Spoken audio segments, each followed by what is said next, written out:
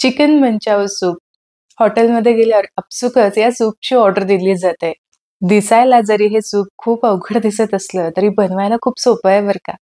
म्हणजे अगदीच सामानाची जरा जुळवाजुळव केली, की लगेचच अवघ्या 15 मिनिटात हे सूप तयार होतं.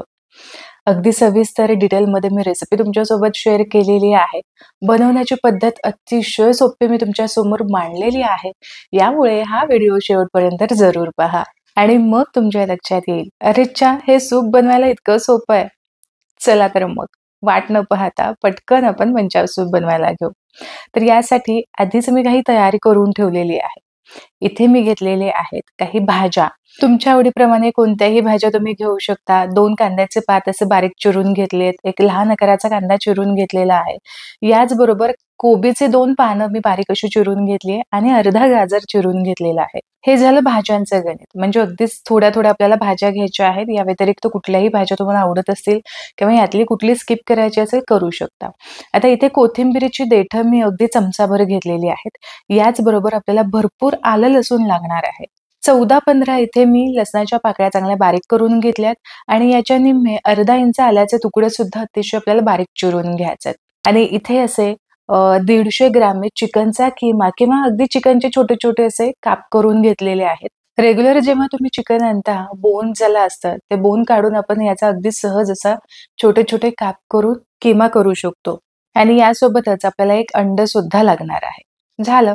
एवढीच काही ती तयारी आपल्याला या सूपसाठी करायची आहे. आता पटकन एक पॅन मी इथे गरम करण्यासाठी ठेवलेला आहे किंवा तुमच्याकडे चायनीज वोक असेल तर त्यामध्ये सुद्धा तुम्ही सूप बनवू शकता. इथे मी फक्त 2 चमचे तेल गरम करण्यासाठी ठेवलेलं आहे. हे तेल चांगलं कडकडीत गरम करून घ्यायचं. आता एकदा तेल चांगलं हलकंसं धूर येईपर्यंत गरम झालं, की यामध्ये बारीक चिरून ठेवलेलं आलं आणि लसूण घालायचं. तर साधारण आता अर्धा 1 मिनिटांसाठी हे आलं लसूण तेलामध्ये चांगलं कच्चेपणा जाईपर्यंत परतून घ्यायचं. आता इथे आपण कोथिंबीरची देठं जी चिरून ठेवली होती ती घालूयात. यासोबतच एक हिरवी मिरची अशी उभी पातळ मी चिरून घेतलेली आहे. ही घातली. आता याचा सुद्धा म्हणजे मिरची सुद्धा अगदी कच्चेपणा जाईपर्यंत आपण परतून घेऊ. मिरचीचा थोडासा कच्चेपणा गेला की यामध्ये आपल्याला चिकन घालायचंय. गॅसची फ्लेम मीडियम करायची आणि लगेचच आपल्याला हे चिकन चांगलं परतून घ्यायचंय. लगेचच परतून घ्या, नाहीतर खूप वेळ असंच ठेवलं ना, तर मग याच्या टिक्क्या होऊन जातात आणि मग चिकन असं सेपरेट होत नाही. जसं आपल्याला सूपमध्ये चिकनचे असे धागे-धागे दिसतात किंवा असे वेगवेगळे छोटे-छोटे तुकडे दिसतात. मग तसे होत नाही. यामुळे पटापट चिकन आपल्याला परतून घ्यायचंय. इतपत परतायचंय, की चिकनचा रंग आहे तो संपूर्णपणे चेंज व्हायला हवा. आता इकडे साईडला जवळ-जवळ 1.5 लिटर पाणी गरम करण्यासाठी मी ठेवलेलं आहे. आता इकडे जर चिकन तुम्ही पाहिलं, तर हलकंसं यामधून पाणी रिलीज झालेलं आहे आणि या पाण्यामध्येच आपल्याला हे चिकन चांगलं शिजवून घ्यायचंय. तुम्ही आणखीन एक 2-3 मिनिट परतत राहिला, तर चिकन अतिशय पातळ आहे, ते पटकन शिजलं जातं. पण जर तुम्हाला असं वाटत असेल, की चिकन थोडंसं पीसेस मोठे आहेत, तर यावेळेस यावरती झाकण ठेवा आणि साधारण 2-3 मिनिटांसाठी चिकन चांगलं वाफवून घ्या. आधीच आपल्याला चिकन साधारण 90% तरी शिजवून घ्यायचंय. आता यामध्ये ना आपण चिरून ठेवलेल्या सगळ्या भाज्या घालूयात. मी थोडेसे इथे कांद्याचे पात साधारण 1 चमचाभर तसेच ठेवते. गार्निशिंगसाठी आपल्याला उपयोगाला येतील. आता घातलेली ही भाजी चिकन सोबत आपल्याला काही सेकंदासाठीच परतून घ्यायच्यात. आता यावेळेस आपल्याला भाज्या शिजवून घेण्याची अजिबात गरज नाही. तसंही आपण भाज्या खूप बारीक चिरून घेतलेल्या आहेत. यामुळे या भाज्या पटकन शिजल्या जातात. आता भाज्या परतून झाल्या, की यामध्ये आपल्याला भरपूर पाणी घालायचंय. जवळ-जवळ इथे मी 1.5 लिटर पाणी घातलेलं आहे किंवा तुम्हाला सूप जर थोडंसं दाटसर किंवा आणखीन जास्त पातळ हवं असेल, तर त्यानुसार तुम्ही थोडासा पाव लिटर वगैरे इकडे-तिकडे करू शकता. पाण्यामध्ये सगळं साहित्य चांगलं मिसळून घ्यायचं आणि आता एक उकळी येण्याची आपल्याला वाट पाहायची आहे. तर इथे तुम्ही बघू शकता पाण्याला छान उकळी फुटलेली आहे आणि उकळी येईपर्यंतच भाज्या सुद्धा चांगल्या शिजल्या जातात आणि जी काही चिकन शिजण्याची कसर राहिलेली असते ना, ती सुद्धा इथून पुढे अगदी व्यवस्थित होऊन जाते.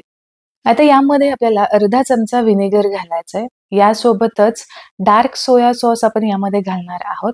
मी जवळ-जवळ 1.5 चमचा भरून इथे डार्क सोया सॉस घेतलाय किंवा सोया सॉसचा जो प्रमाण आहे ना, ते तुम्ही तुमच्या आवडीप्रमाणे ठेवू शकता. कितपत तुम्हाला डार्क हे सूप हवं आहे किंवा किती लाईट हवं आहे, यानुसार सोया सॉसचं प्रमाण तुम्ही थोडंफार कमी जास्त करू शकता. सोया सॉस घातल्यानंतर तुम्ही इथे बघू शकता पटकन या सॉसचा रंग किती सुरेख असा झालेला आहे. आता यानंतर इतर आपल्याला सॉसेस आहेत ते सुद्धा घालायचे. इथे मी 1 चमचा भरून ग्रीन चिली सॉस घेतलेला आहे किंवा मग ग्रीन चिली सॉस ऐवजी तुम्ही हिरवी मिरचीचा चांगला पेस्ट करून यामध्ये अर्धा चमचा घातला तरी सुद्धा चालू शकतो. याचबरोबर रेड चिली सॉस सुद्धा मी यामध्ये घातलेला आहे. हा सुद्धा साधारण 1 चमचाभर आहे.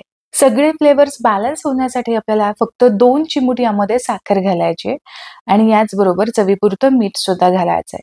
लक्षात घ्या, सोया सॉसमध्ये सुद्धा मिठाचं प्रमाण असतं, यामुळे मीठ थोडंसं बेतातच घालायचं. आता सगळं सॉसेस आपल्याला यामध्ये चांगले मिसळून घ्यायचे आहेत आणि आता हे सूप बरंचसं पातळ दिसतंय. हे दाटसर करण्यासाठी आपल्याला कॉर्नफ्लॉवरची स्लरी बनवून घ्यायची. तर यासाठी पोह्याचे 1.5 चमचे भरून इथे कॉर्नफ्लॉवर घेतलेला आहे. यामध्ये साधारण पाव वाटी भरून आपण पाणी घालून मिसळून घेऊयात. यामध्ये अजिबातच कॉर्नफ्लॉवरच्या गुठळ्या राहायला नको, यामुळे व्यवस्थित मिसळून घ्यायचं. गुठळ्या राहिल्या तर त्या पटकन मोडून घ्यायच्या आणि ही स्लरी पटकन आपल्याला या सूपमध्ये घालायची आणि पटापट आता सूप आपल्याला मिक्स करत राहायचंय की जेणेकरून याला चांगला दाटसरपणा येईल आणि कॉर्नफ्लॉवरची जी स्लरी आहे ती खाली जाऊन तळाला बसणार नाही. आता इथे मी 1.5 चमचा कॉर्नफ्लॉवर घेतलंय. जर तुम्हाला आणखीन दाटसर करायचं असेल ना, तर 2 चमचे तुम्ही इथे कॉर्नफ्लॉवर घेऊ शकता. आता पुन्हा इथे छान उकळी आली की यानंतर आपल्याला अंड फेटून यामध्ये घालायचंय. तर अशी एक हलकीशी बारीक अशी तार यामध्ये सोडायची. लगेचच उकळी येणं बंद होतं. पण आपल्याला काय करायचंय, खूप जास्त वाट न पाहता पटकन हे जे अंड आहे ते मिक्स करून घ्यायचंय.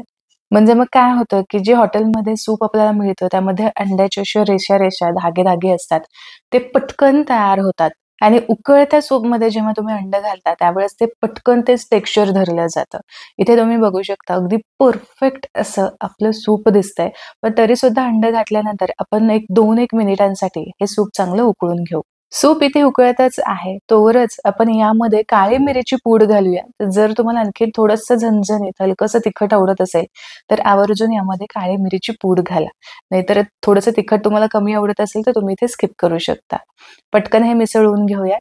तर हे सूप आणखीन एक 1.5 मिनिटांसाठी मी उकळून घेतलेलं आहे आणि तुम्ही इथे बघू शकता परफेक्ट असं सूप तयार झालंय. पण हॉटेलमध्ये ना आपल्याला सूप सोबत ती शेव सुद्धा दिली जाते. तर ती शेव कशी बनवायची ते सुद्धा पाहू. तर इथे 2 वाटी भरून नूडल्स मी आधीच छान पाण्यामध्ये उकळून घेतले होते. थोडंसं मीठ घालायचं, साधारण अर्धा चमचा आणि अर्धा चमचाच आपल्याला यामध्ये तेल घालून छान नूडल्स आपल्याला शिजवून घ्यायचे आहेत. आता हे नूडल्स आपल्याला चांगले मोकळे करून घ्यायचे आणि गरमागरम तेलामध्ये छान फ्राय करून घ्यायचे. यासाठी हलकीशी पसरट अशी कढई घ्यायची आणि सगळ्या साइडने असे नूडल्स थोडेसे मोकळे करत आपल्याला तेलामध्ये सोडायचे. कढई पसरट असेल तर अगदी थोड्याशा तेलामध्ये सुद्धा हे नूडल्स अगदी परफेक्ट असे तळले जातात. हे नूडल्स तेलामध्ये सोडले की भरपूर बुडबुडे येतात आणि याचे बुडबुडे बऱ्यापैकी कमी झाले. या नूडल्सचा रंग हलकासा गोल्डन यायला सुरुवात झाली की पटकन हे तेलामधून काढून घ्यायचे. परफेक्ट नूडल्स तळून झालेले आहेत आणि इकडे गरमागरम सूप सुद्धा आपलं रेडी आहे. वरून थोडीशी कांद्याची पात चिरून घालूयात. सोबतच थोडी कोथिंबीर घालायची आणि जे नूडल्स आपण तळून घेतलेले आहेत ते सुद्धा आपण यामध्ये थोडेसे घालूयात. तर आहे ना हे मंचाव सूप अतिशय सोपं. थोडीशी आधी तयारी ठेवली ना, की मग अगदी पटकन हे सूप तयार होतं आणि तितक्याच पटकन संपतं सुद्धा. परफेक्ट रंग, परफेक्ट टेक्स्चर आणि परफेक्ट दाटसरपणा आणि चव तर इतकी भन्नाट, की एका बोलमध्ये तुमचं भागणारच नाही. आवर्जून दुसरा बोल भरून तुम्ही नक्कीच हे सूप प्याल. आशा करते, की आजची ही रेसिपी तुम्हाला आवडली असेल. रेसिपी आवडली तर व्हिडिओला लाईक जरूर करा. तुमच्या मित्र आणि परिवारामध्ये ही रेसिपी नक्की शेअर करा. पुन्हा भेटूया अशाच एका मस्त रेसिपी सोबत. तोपर्यंत स्वस्थ राहा आणि मस्त-मस्त खात राहा.